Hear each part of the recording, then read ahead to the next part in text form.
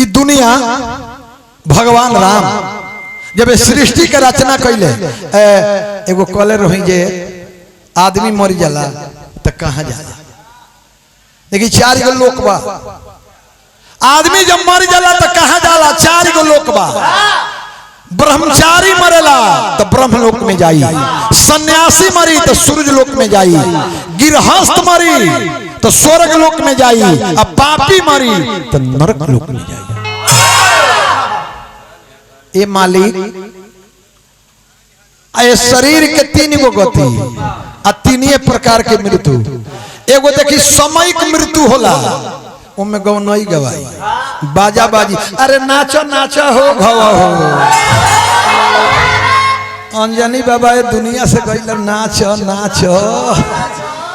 शास्त्र में प्रमाण बा कि जरा जीवन में 3 बार बाजा बाजेला वही महान इंसान के मोक्ष होला।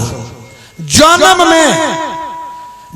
में बाजा बाजी तो जन्म में कवना बाजा के महत्व हो, मैरिज में बाजा बाजी ब्याह शादी में, ओह में मैरिज में कवना बाजा के महत्व हो, और श्राद्ध में बाजा बाजी। अरे बोलाओ बोलाओ सुरेश तिवारिया के रे, अरे कमल बासु कुंवर के बोलाओ हो, सुरेश के उसार होवे।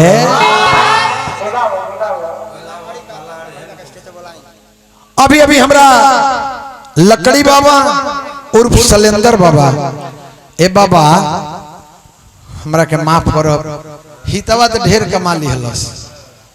देखी हमरा सोझा केहू कमाला ना, बाकी रे बाबा हम नमवा कम लोग के याद कैले बनी। हमारी इच्छा बा जे तनी हमारा मंच पे आ जैती, रवा के गो माला हम पहना देती।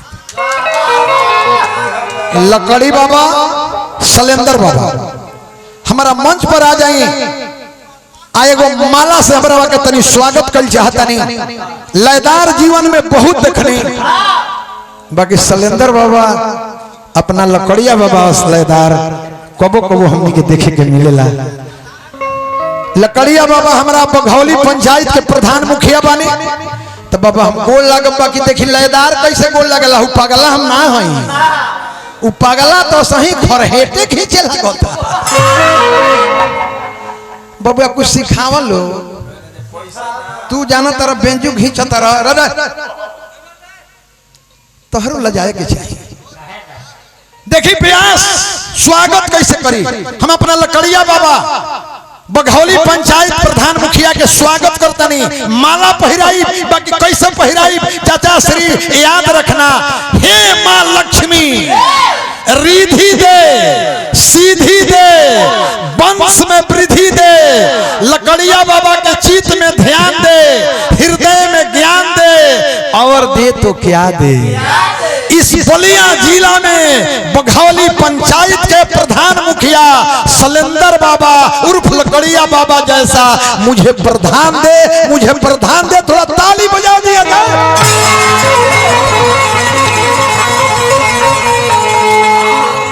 हम अपना लकड़िया बाबा के गोड़ लगतनी लोहे लहे दिल से, तोहे तोहे दिल से। ए रो शुक्रिया वादा करतनी दा।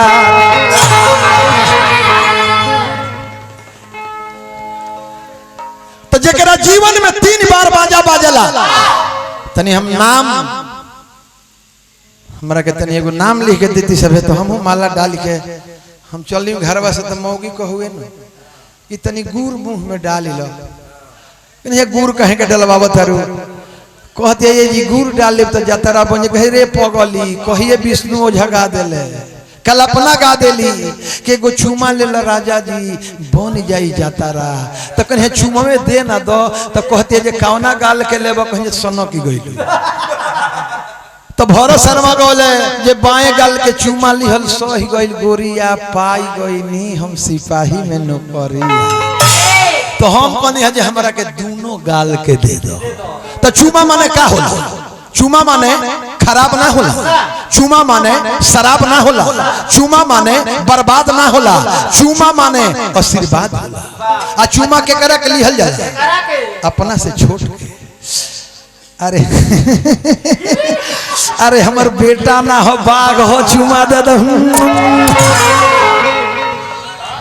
नाती के देखबो अरे हमर नाती ना हो रे अरे अरे मिठका दे तनी खाट तो चूमा के माने बाबा आशीर्वाद होला चूमा के माने खराब ना होला चूमा के माने बर्बाद ना होला तो कने की सुनो अब बाएं गाल के ना दोनों गाल के दे दो जतरा हमर बन जाए बाकी हितवा तो नहीं हमारा के दाबा था जानता नहीं कहा हितवा मोए लोग के नमवा याद रख ले हम जाने जे नमवे नहीं जानते एगो भाई आके कहले हैं जे जल्दी बुलाई मुखिया जी के सलेंदर बाबा के लकड़िया बाबा के तनी मदद करे के बाबा में कनावा में हमरा कह देबे के बा कि तनी फलनो बाबा के बुलाई हम तनी माला वाला डाल दे तो हमरो जानी जे कुछ हो जाए आई जानता नहीं काहे कहतनी है कहती ना हमर मेहरारू ऐसन बिया हमर ना केहू के मेहरारू गौनई के जाई नु आज कुर्ता टांगब तेगो हमर लइका बा छोटू हमर मौगी कही जे छोटू वो कही जे का मम्मी अपना पापा के कुर्ता खींच ले आओ तो छोट लइका बा खूटी पर टंगले बानी बगली में दाम बढ़ले बा उ लकड़ी से कुर्तावा उतार ली आ मौगी जब हमर बगलिया टोई न आ जाने जब रुपया ओकरा मिली न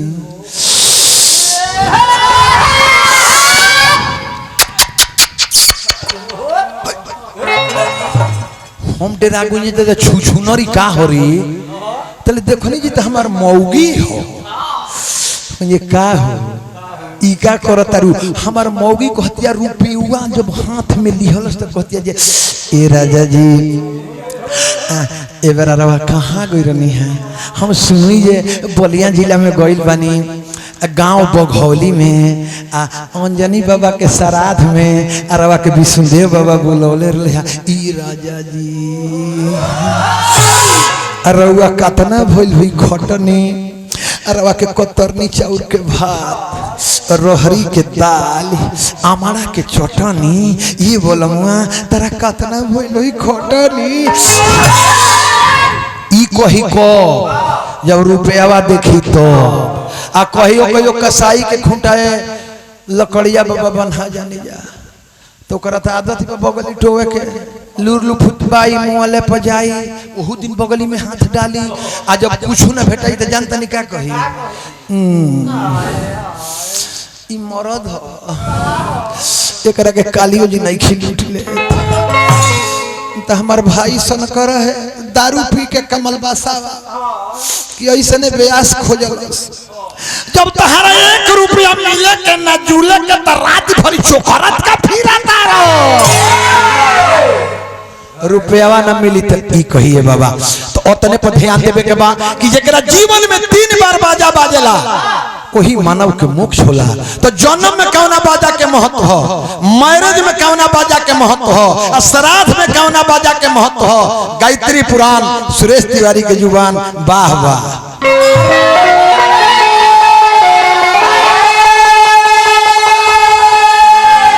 बड़ी पुरान लई हो जानता नहीं लैया कौन है लैया उहे हो आर पानवा खिया के राजा जी मारो तारे जानवा पेट में बबुआ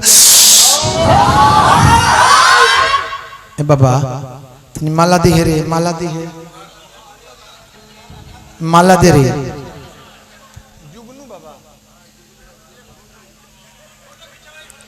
अभी अभी हमरा जुगनू बाबा ये मंच पर आ गए नहीं बाबा गोड़ लगो बाकी हम बौरा हवा से गोड़ ना लगो बाबा हम रवा के गोड़ कैसे लगो जो अपने भूल पर मुस्कुराता है उसे शैतान कहते हैं जो भूल कर नहीं सीखे उसे नादान कहते हैं जो भूल कर सीख ले उसे बुद्धिमान कहते हैं जो कभी भूल ना करे उसे भगवान कहते हैं उसे भगवान कहते हैं तो अपना हम जुगनू बाबा के गोड़ लगतनी अब बाबा के एगो माला पहिरावतनी तनी हमरा के कथ को नैया बता देती सब है तो हितवा आगा हो गइल बा घरे जाई तो हितवा हमरा के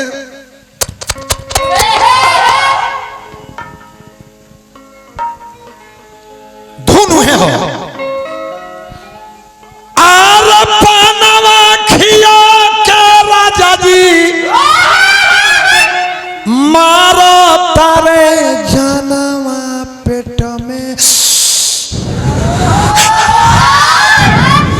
अरे हिने हटूले खाओ पेट में बबुआ बड़े दबबो तो हो जाई है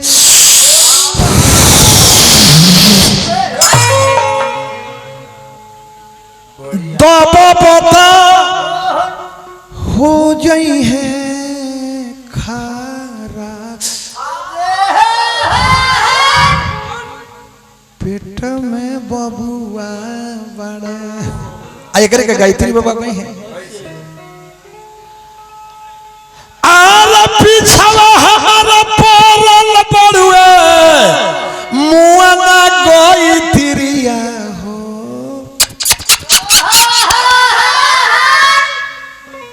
घनी बसवरिया बोलिया विष्णुदेव बाबा देखी गावे के तो हमारा मन खूब करेला बाकी तनी लाज लागेला जान तनी का है ऐसे जे हितवा कही जे पाहुन खोजनी ई कैसन मौगबरी तो तनी एहू में लाज लागेला बाकी हमनी के कहे के का बा आर बाबा हो अंजनी बाबा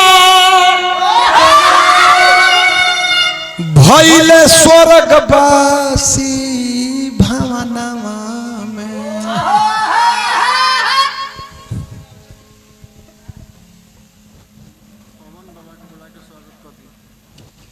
बहुत बहुत रुपया के पुरस्कार पवन बाबा से हमारा आग्रह बा ये तनी हमारा मंच पैती है बाबा हमारा के एगो माला पहिरा देती है बाबा पवन बाबा से हमारा आग्रह बा ये हमारे बाबा तनी मंच पर आ जाती पवन बाबा अभी अभी हमारा मंच पर पधरनी तनी माला दे पवन बाबा के गोड़ लगतनी हे प्रभु अपनी अदालत में मेरी जमानत को रखना हे प्रभु अपनी अदालत में मेरी जमानत को रखना मैं सलामत रहूं या न रहूं कम करा दो मैं कहा पी के घरे चल जाए तेरा ज्ञान बा भी हमारे बारे में जी अकिया ना है नहीं खा जाना तो नीमन से जान लो भैया कम मत करो कहला पो उठावा ये सब बहेड़ा है इतने बड़ा सकेता परल बल कि सुरेश तिवारी जरे गाँव नहीं हो गए नहीं तो लंगड़ जरे रही तो फटा फटी गारा गारी बेटी बहन अब ले जाके रही सारा लोग घरे चल गए रही बाबा के गोला का तनी हे प्रभु अपनी अदालत में मेरी जमानत को रखना मैं सलामत रहूं या न रहूं पवन बाबा को परिवार को इस समाज को सलामत ही सलामत रखना थोड़ा ताली बजा दिया जाए कहे के भाबा वो है आल बाबा हो अंजनी बाबा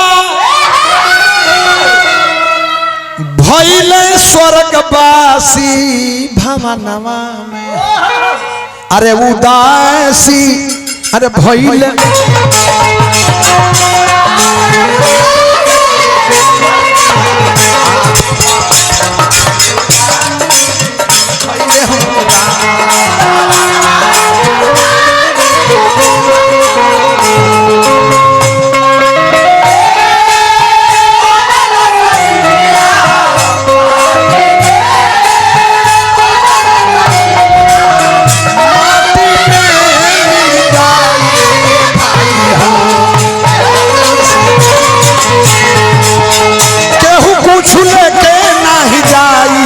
भाई हो केहू कुछ लेके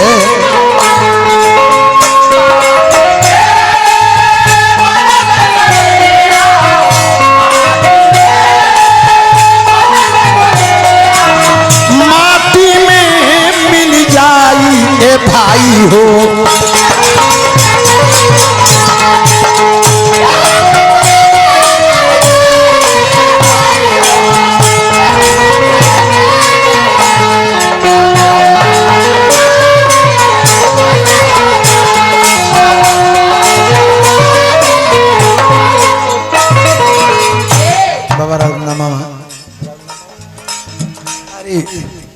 तनी माला दे रे माला दे अभी अभी हमारा धनजी बाबा ए परिवार के पगड़ी बाबा के मिलल। हमारा समाज में हमारा मंडली में बाबा तनी पड़े बहु कदी बाबा उपस्थित माने हमने के हजारों हजार रुपया से बाबा सम्मानित कैनी। बाबा के हम गोड़ लगाओ, बाबा के पौलगी करो, एगो पुष्प के हार से स्वागत करो। तनी रवा सब मालिक ताली बजा दे तो हमने के तनी मन लागत रही, तनी मन लागत रही।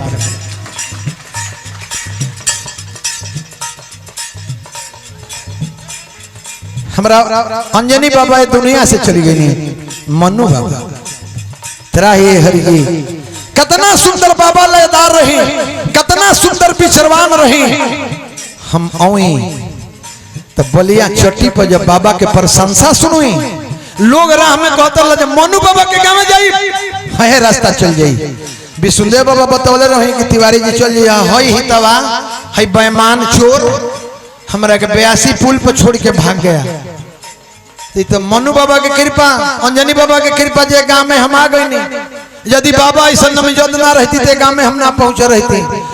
महाराज बलिया जब हम 82 पुल पार करुई ओये से लोग लागल बतावे जो अंजनी बाबा के श्राद्ध में जाई ब्याह जी वह रास्ता चल जाई। एक आदमी कहता जे महाराज रउआ के पहुंचा दे, अहे पैमान से कहुई विष्णुदेव बाबा से कहुई जे बाबा हम रास्ता नहीं की देखले हई बेईमानवा हमरा के बीचे पुल छोड़ के हमको भागे आया।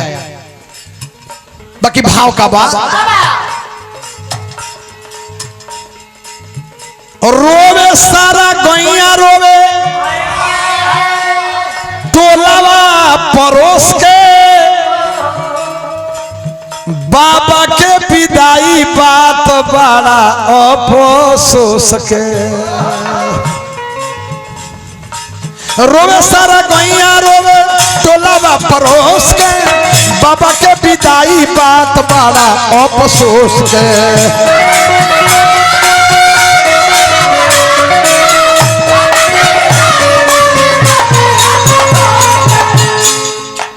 काहे अफसोस के? अंजनी बाबा के रास्ता में सुनी सादा विचार भाव जैसे सन्यासी। भैया हो एगो माला रवा के तनी डाल देते नहीं मास्टर है देख दो ना ना सुनी ना सुनी एकरो में माला में भी सिस्टम बा। ई केकरा पर चढ़ेला बौरावा से पूछो ई केकरा पर चढ़ेला। ई 2 जगह चढ़ेला 3 जगह ना चढ़ेला। काहे के बताएंगे कहां सीखे में बहुत मेहनत होला। एगो माला दस हमरा के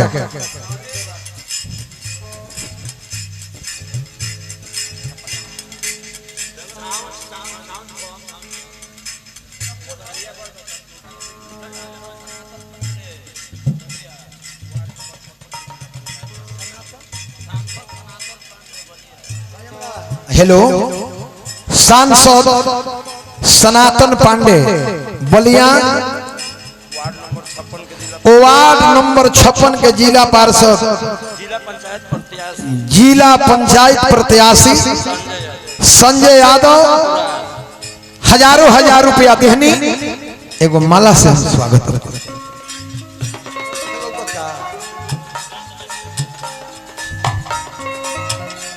चलो कौन बात सादा विचार भाव जैसे सन्यासी भवनवा में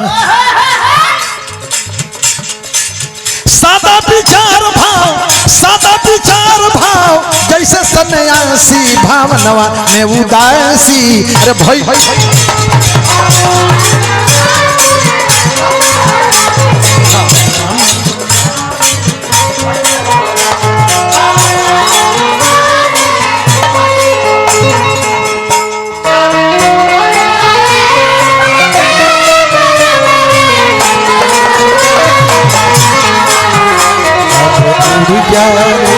पंछी की अपने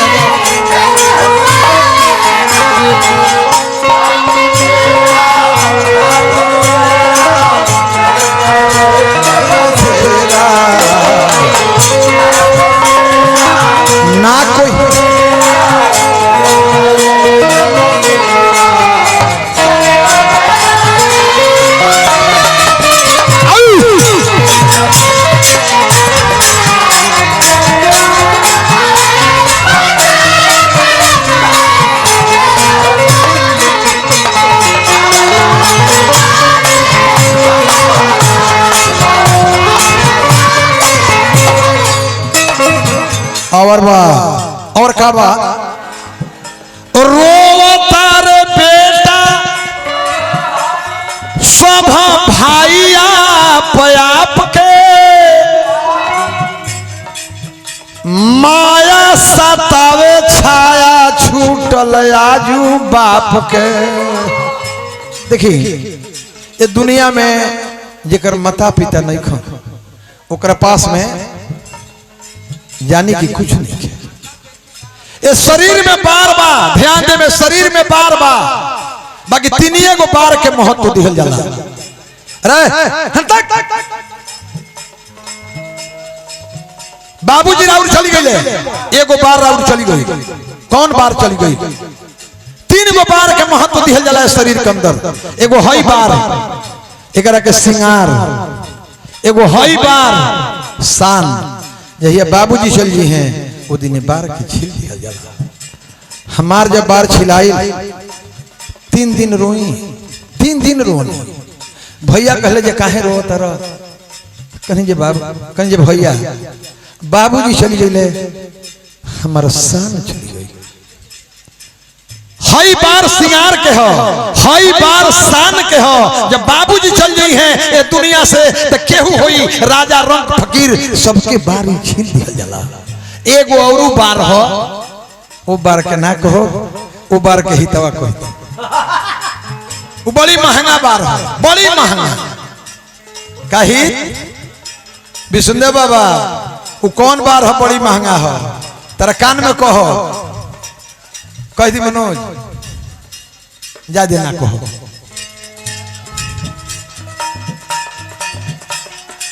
रोवता रे बेटा सब भाई आप के